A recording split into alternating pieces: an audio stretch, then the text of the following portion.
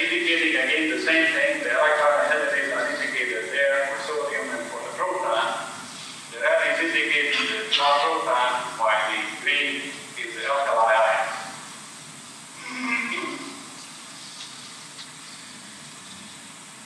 First of all, the most direct measurement of the trophic strength of the OH groups in the zeolite can be assessed and measured by measuring the interaction and the heat release, the energy release in the presence of solvents, particularly a competitive solvent. And in that case, we find that these zeolites have larger heat absorption for nitrogen bases compared to amorphous aluminum silicates.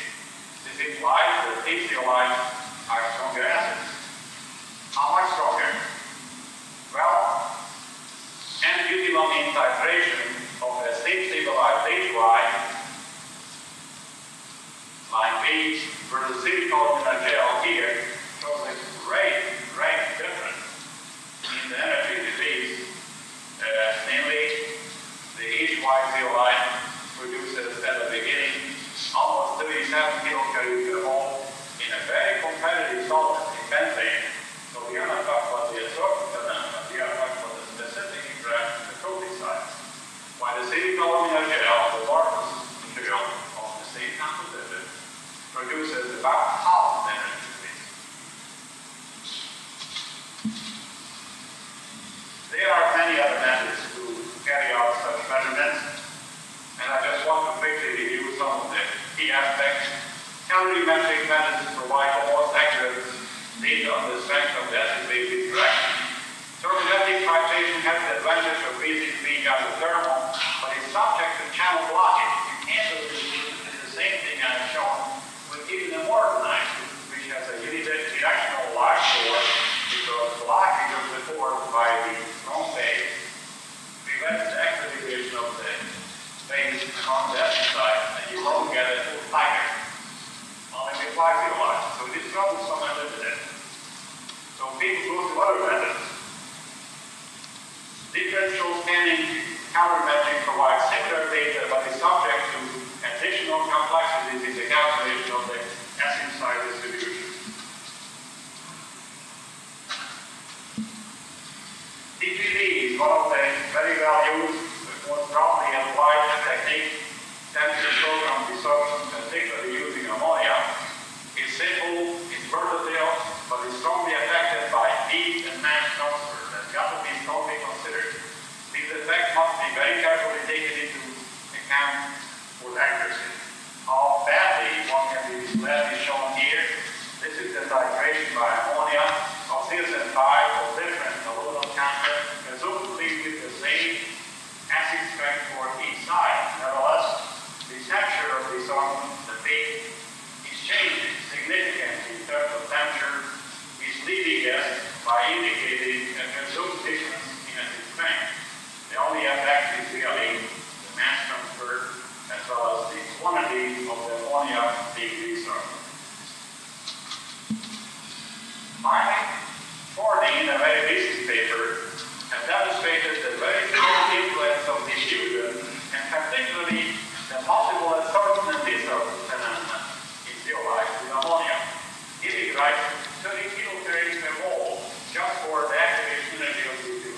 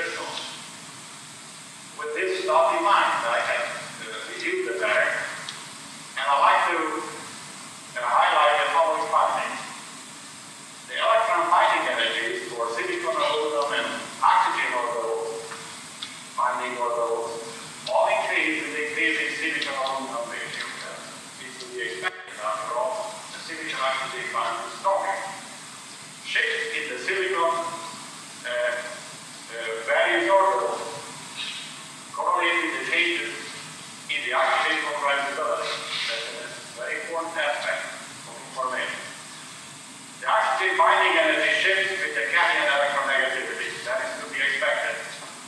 The largest shift by far is shown by the proton. And this is the most recently published data by Okamoto, which I find of particular interest and value.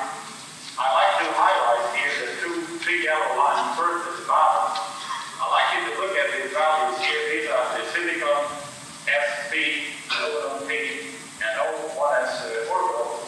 And what you find, they have particular values. This is up here. And when you change the stages to protons, you get changes shown up there. Well, what you see, all binding energies are going up. Most significant shift upward is with the oxygen 1s, which shifts up by 1.5 degrees. That's about 30 some kilocalories per mole. Very significant. What I'd like to point out to you is that these values, by chance, are the same, identical, what you find with the silicon itself. There is no direct comparison between these two species because the atoms are different, proton is present in this case, but what it displays is a very strongly enhanced coulombic interactions that are induced by the presence of the proton. It tightly stands the available orbitals from unshared orbitals into the binding level in the material.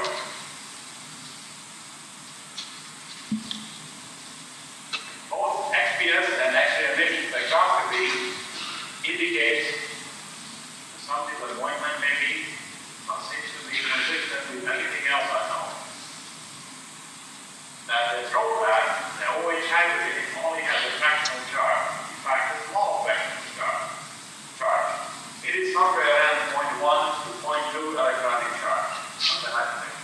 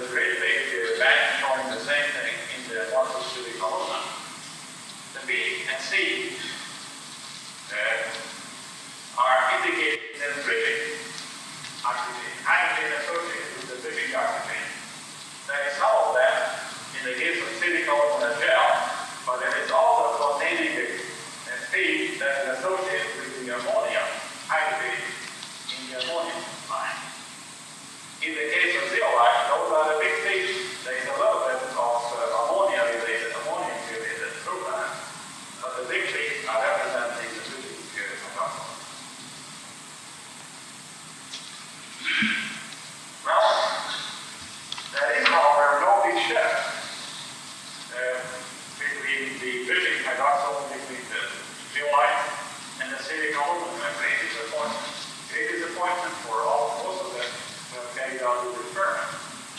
And that's presumably because not necessarily showing or proving there is no distinction in basic acid strength between the species, but that we do not understand precisely the physical phenomena that this spectra describes. Thus, the proton is most likely really moving about several oxygen and place in the illuminate unit. Well, the first conclusion is that the proton NES NMR experiments have so far not provided definitive information on the differences in acidity between azeolite and amorphous silicon aluminum.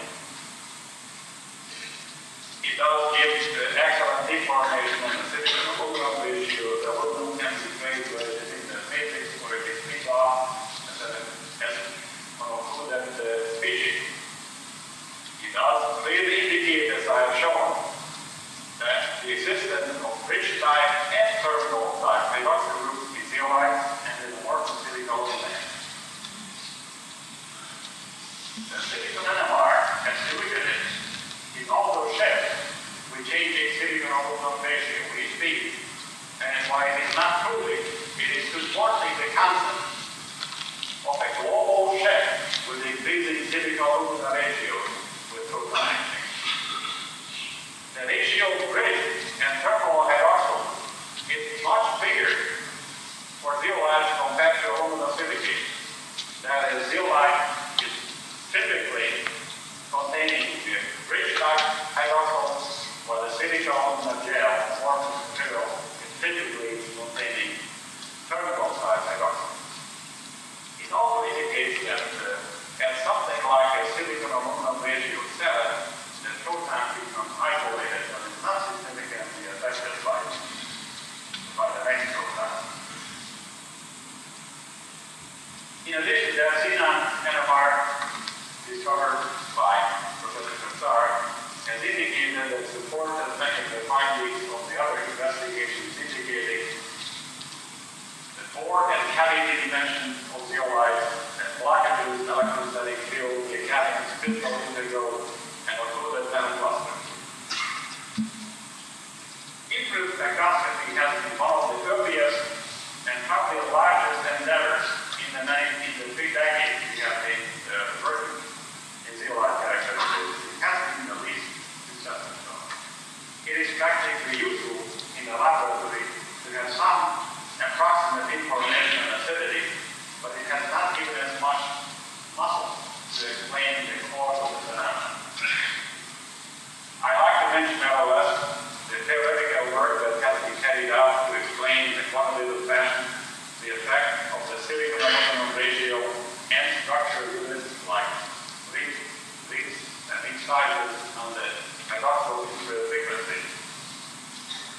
A very recent work by DOTCOM in recent months has shown that even though the hydroxyl may show identical frequency, you would assume that represents similar acidity, but the use of probe molecules can resolve this singular hydroxyl band onto the spectrum of very resolved acidity of different degrees. So that technique using probe molecules seems to have some revival for the infrared application to obtain more and more quantitative information on zeolite acidity. Theoretical modeling has been the greatest inspiration to understand what zeolites are from the start. Semi-quantitative theories, first by Barton decades ago, and by Fine recently, proposed that the number of neighboring aluminum atoms determine the acidity of a given acid site.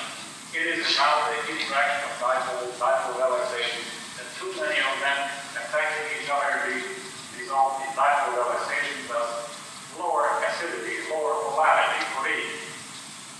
Warkey proposed the existence of an enhanced donor-acceptor interaction in zeolite to explain the stronger acidity of zeolite compared to aluminum silicate. If not, it's shown here. What it shows is that the proton being the acceptor and the zeolite structure behind it, silicon over here, showing that the electron donor, in the case of the silicon, has a much smaller chance to donate electron into the lattice to the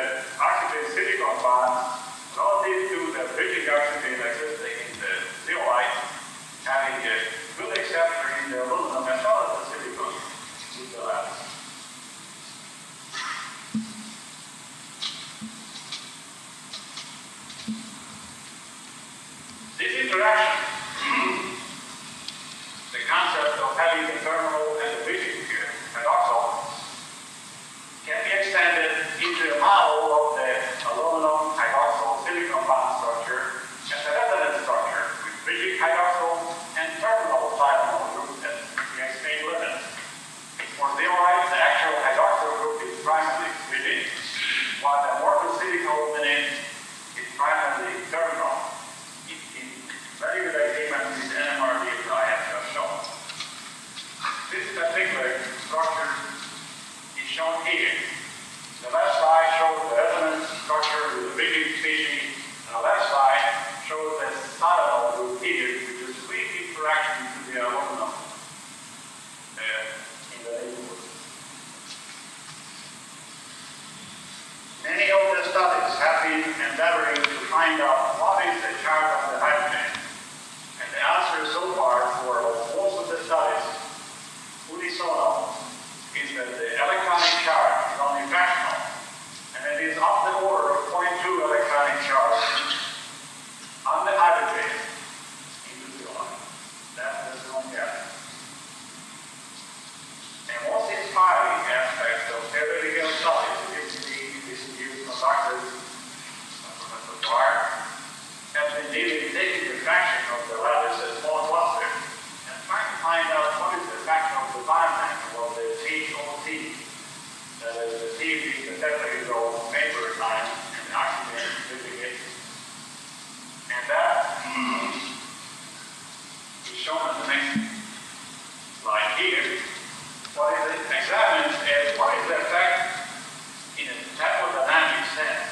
Going down is thermodynamically more stable, going into the minus from the plus. The effect of increasing bond angle from the tetrahedral going all the way to the straight bond, with big implications, of course, in the hybridization of the orbital, which I come back to. And what it shows, I like to point to you on the two lines here, the B, which in this case is the SiO8 bond, no proton yet, and the C, which is the same thing with the proton on it.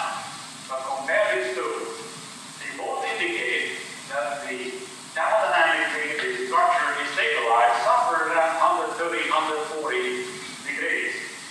But it also shows that when you increase the bond angle, it gets destabilized. Particularly in the protonated species. This species is really losing thermodynamic stability. Thirdly, it implies that when the bond angle is increased from beyond 135 degrees or so to 160 and beyond that the gap between the protonated and non-protonated species becomes much smaller, that the deprotonation energy is decreasing. It must mean the accessibility of the proton becomes much bigger. Thus, the species at a high bond angle by implication will get compressed. Now after this, I'd like to go over to the media. Media, I mean solvent. How the solvents are purified. You can't forget the media solvent effect because we are dealing with acid-phase phenomena. And I will skip the aspect of diffusion. I have discussed it already, and we will discuss the green-line later in this conference. And I'd like to discuss the chemical aspect of the solvent in zeolite. Well, first of all, just look at it. I indicated up there in the left corner how many molecules can fit in alpha case of the white zeolite. If you look, just 0.4 molecules it is. And when you look at it, here are the cations. If you have C-type alkali cation sitting here, and obviously these provide a very polar environment for anything that can get photoplasm. Particularly when you consider both the cation exposed on the surface, with great electrostatic fields projecting into the space, as well as the blue spot, which represents the center of the illuminate unit. And in this case, the illuminate units are stabilized by ions sitting inside. So we have on the surface very strong positively charged side and negatively charged side. That certainly is the concept, fits the concept of a solvent. That it is. We have many examples. First of all, the discovery 33 years ago of the white zeolite with multivalent cation stems from this particular reaction.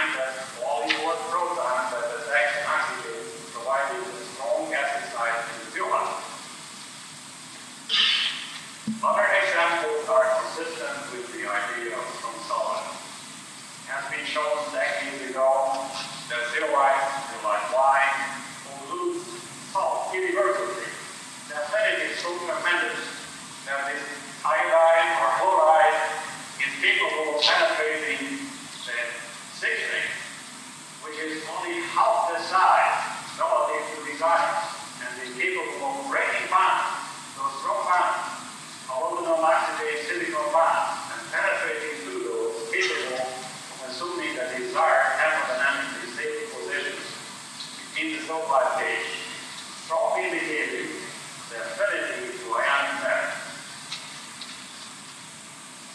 Another example is the reaction between NO and NO2. Even at room temperature, no protons present, just sodium ions. The addition of NO and NO2 by themselves does not show any phenomena, ionization phenomena. When they are introduced together, the NO and NO2 together, they become ionized. NO becomes plus, and NO2 becomes minus. They form the salt. As a result of the position of the electrostatic solvent environment in the quasi-ion. That reaction is about 140 kilocalories per mole. When it's conducted outside the zeolite, it turns from 10 to 30 equals. It's very occurring at room temperature. Thus,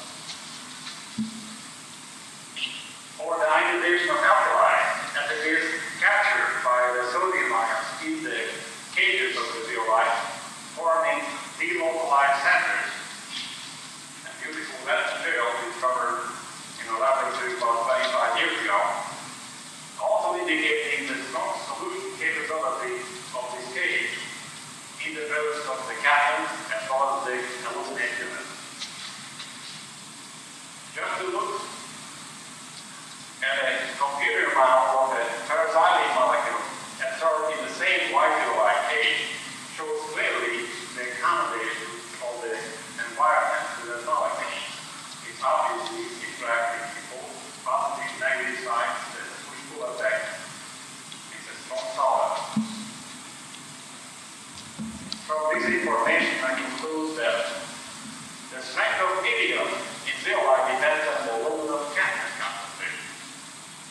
Aluminum-rich zeolite, sometimes with a silicon-aluminum ratio of 2 to 5 are strong solvents. They have strong polar interaction with the third molecule. They dissolve ionic salts. They polarize the ionized atoms in the molecule. Stabilize the fluid ions. They have strong hydrophilic materials. They strongly attract water. They concentrate reactant molecule, which is a key aspect of industrial application.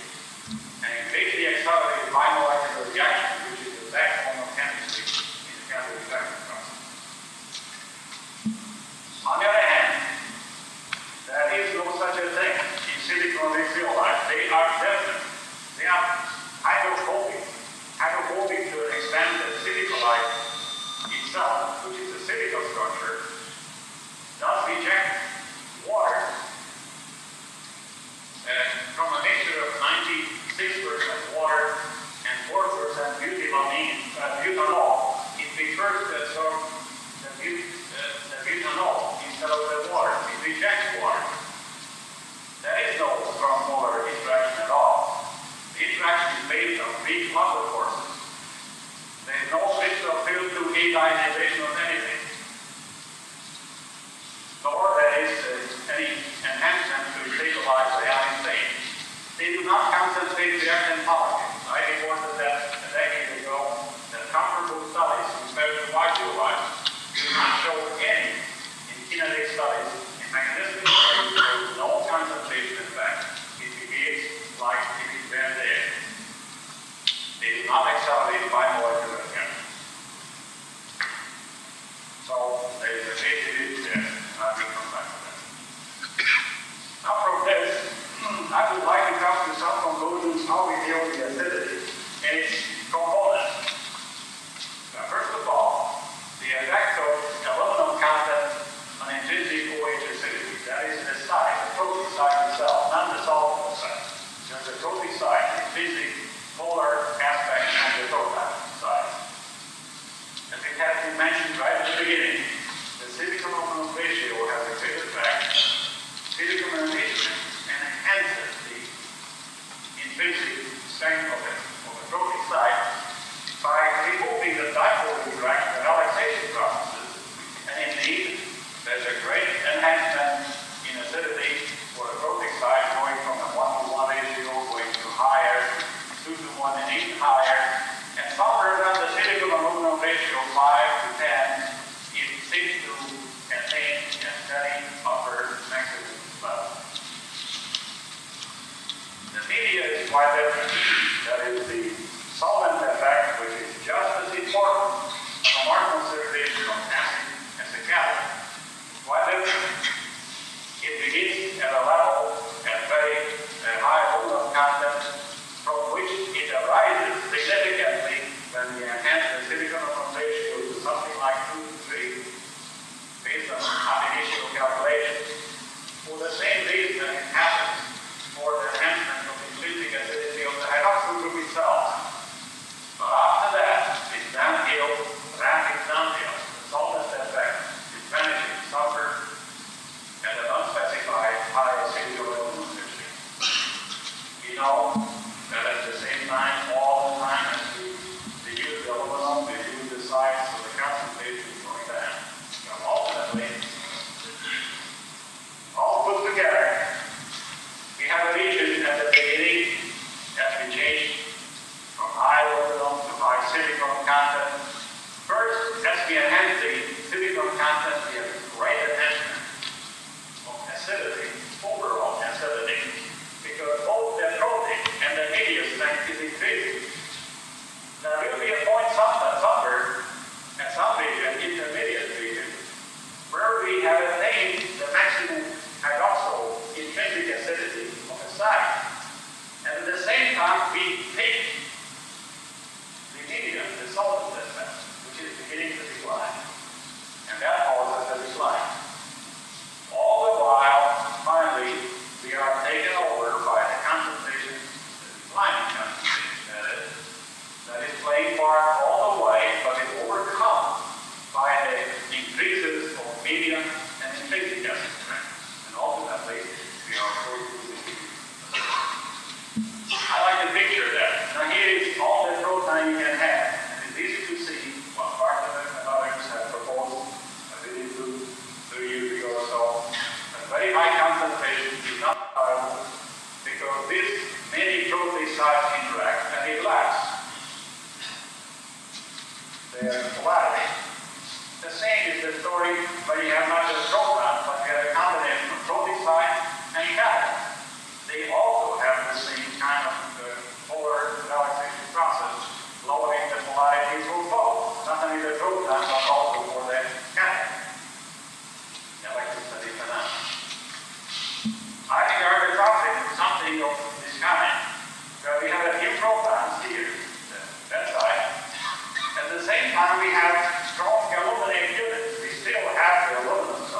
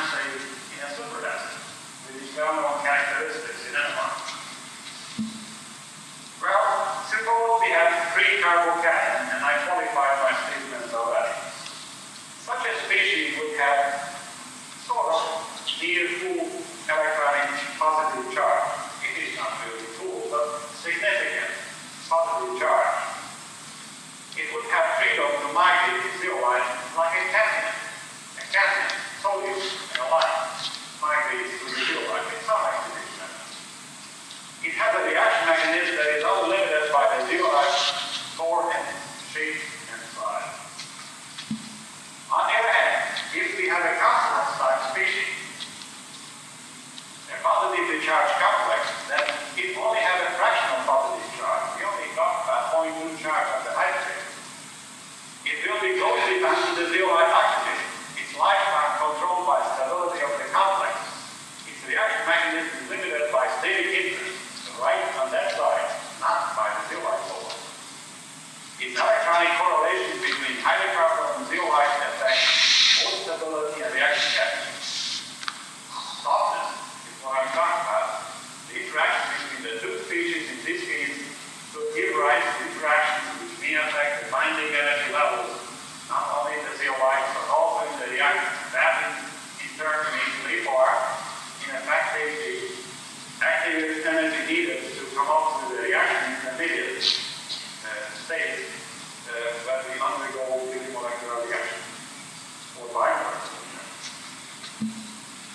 Finally, I like to take all this together and tender to you some tentative conclusions about this fundamental question. First of all, I recommend and suggest that strong zeolite acidity is based on a global readjustment of the zeolite valence band structure of proton attack to minimize loss of resonance energy and crystal energy. In order to minimize resonance energy, zeolite crystal tends to equalize DOT by enhancing bondings between the aluminum and the oxidase to make it somewhat similar to their ionic pitch. These measures the oxygen linked to the aluminum or electromagnetic. What I'm saying is, as the proton attacks, the zeolite has a choice. Is it going to release the electron density that it demands, the proton demands from the neighboring bond? Doing so will necessarily distort the bond, both in terms of bond length and hybridization of the orbital. That certainly would cause a distortion in the bond angle as well. Doing so will interfere definitely with lower, hinder the resonance within the zeolite crystal, and at the same time will cause distortion affecting the crystallinity. Crystallinity requires long-range order. At that point, I suggest the zeolite is taking an attitude that I'm controlled by a thermodynamic. And it will say that, well, I have a store of energy even left side of my pocket. And as the proton attack comes, I have to make a decision. Am I going to release the electrons if required by giving up the resonance energy and the crystal energy, or I'm going to put up with a certain concentration of non-shielded protons on desirable thermodynamics. And the balance, the zeolite says, I suggest, is it becomes some thermodynamics. So in the case when we have too many protons, like 1-to-1 silicon aluminum ratio, the proton gets all it needs because there is not enough crystal energy, resonance energy to compensate for it. It collapses. But when we have enough, then the lattice energy, resonance energy is sufficient. Matter of fact, more. It can survive the lesser band, which is the existence of the few protons hanging on to oxygen and being unshielded.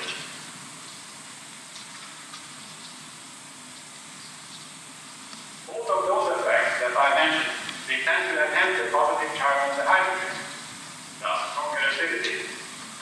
Now, in the case of amorphous silicon, which may be chain of like the heat-type species or a combination thereof, I believe that the effect of the proton attack stored energy, resonance, and crystal energy of the same magnitude that the zeolite has, thus it gives us a changes that one should expect, thus the aluminum bond, and makes it strong.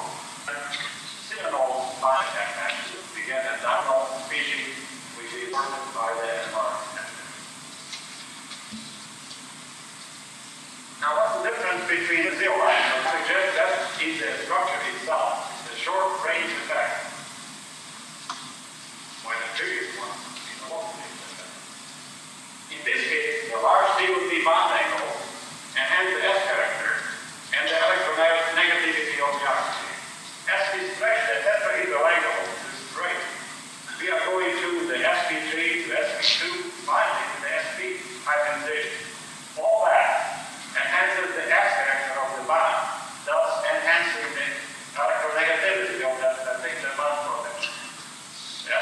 be higher energy than the B. Because of that, the oxygen becomes more electronegative, and the accessibility of the electron density by the proton is less, thus we have a stronger ionic hydrogen on top of the oxygen. Now, in regard to the carbocation, first of all, it's got to be noted that the electronic charge is fractional. It's only something like a 0.2 electronic charge. So one can't say that obviously we have a free carbocation. One must explain where we get the rest of the charge. Well, the deprotonation energy is very difficult to figure out with precision, but it is based upon theoretical studies of the order of 20 to 30 kilocalories per mole, anything of that order. So I suggest that aluminum crystallites are expected to make a strong contribution to the free carbocation process. It is on the basis that we have seen an NO2 molecule in ionized at the center. So why should the same thing not happen in the case of the carbocation? Crystallites with high aluminum content, strong solvent capability must contribute and are contributing, I expect.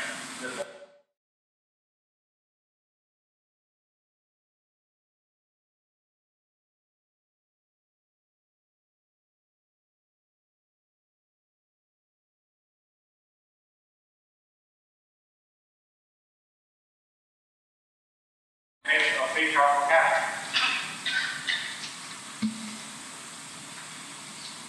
On the other hand, I see no similar attempt or aid for the formation of free carbocations in the case of silicon H2O. And I want to mention again, the electronic charge difference between the hydrogen in YZOI and this and 5 in terms of electronic charge is not much. There is something there, but not very significant. It is not another 0.2 electronic charge. It's a small difference. So that itself cannot be known by the free carbocation. It still has to have a name for deprotonation of the latter. So I suggest that there's a tendency of silicon zeolites in carbocation reactions to form complexes. But a tendency to form complex-like species should be inversely related to the strength of the zeolite medium. I mean to say, a white zeolite and aluminum zeolite should make it more easy than a silicon zeolite, and I expect significant differences between the two. Carbocation mechanism involving 5 coordinated C-centers observed in CSS5 main part results from a complex type reaction intermediate. That's just a guess, but I think it's relevant to think about. And finally, low temperature should favor obviously the complex type species, while high temperatures for any and all zeolites should favor the free carbocation. It just happened a few days ago after I completed my lecture that I found in the GSCS the most interesting paper by Professor Howe at Texas A&M, who the first time was able, by using carbon 13 NMR, to pinpoint that complex.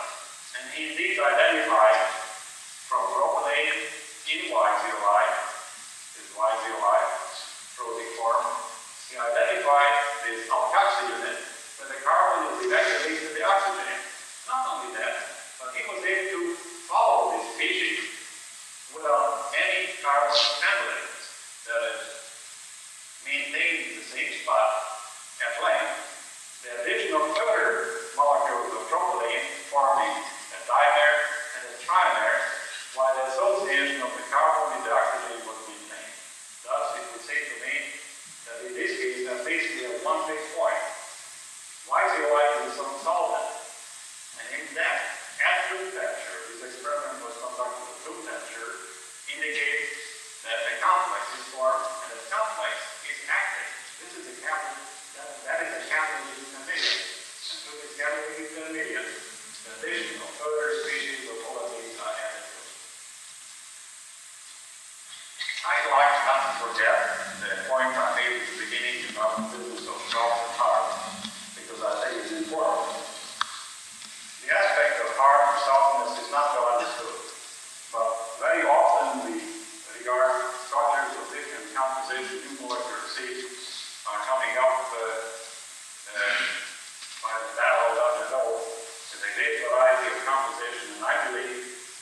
when it comes to the formation of complex type reaction intermediates, then the softness, let's start simple chemistry, the electronic interaction between the complex and its base ligand will have to be considered as an actor.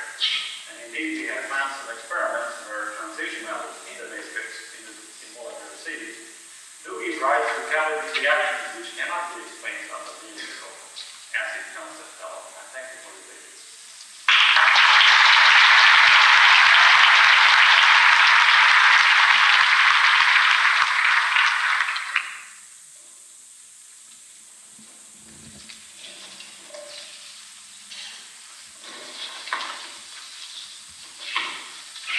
On behalf of everybody here, I'd like to again thank Joel for his excellent exposition on the acid function in zeolites and for his very well-deserved honor of being the Houdry Award winner. Now it's time for our coffee break. Before you all stampede out the back door, so you wonder where the coffee is, let me tell you where it is. It's in the program. You might not have gotten there yet. All the coffee breaks are the Great Lakes Center, which is right outside of the 4 breakout rooms we use for the normal sessions. When you get there, you have to walk to the opposite side of the lobby and then go to